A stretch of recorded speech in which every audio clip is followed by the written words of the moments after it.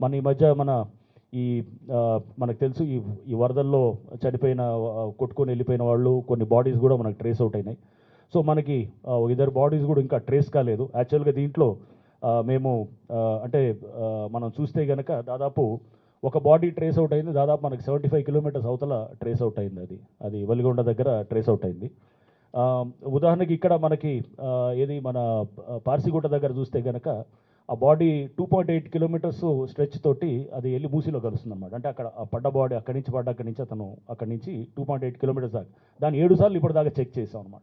So దాంట్లో మధ్యలో కొన్ని చోట్ల నాలా క్లోజ్ అయ్యింది, కొన్ని చోట్ల ఓపెన్గా ఉంది. 7 సార్లు ఓపెన్ చేసి మొత్తం చెక్ చేసి దాన్ని టోటల్ విత్ జిహెచ్ఎంసీ వాళ్ళతోటి ప్లస్ మా 7 DRF teams plus 2 monsoon emergency teams అందరు కూడా దీని మీద కలిసి చేశాము. డ్రోన్ తోటి కూడా 2 సార్లు మొత్తం మా ఈ మూసి ఇది కూడా ఓపెన్గా ఉన్న చోట కూడా అంతా కూడా మొత్తం చెక్ చేసాం. బట్ ఈ వరద దీంతో గేట్స్ అన్నీ కూడా ఓపెన్ చేసి ఉంటే కనుక మనకి చెప్పలేము ఎక్కడ ట్రేస్ అవుతుంది అనేది కూడా.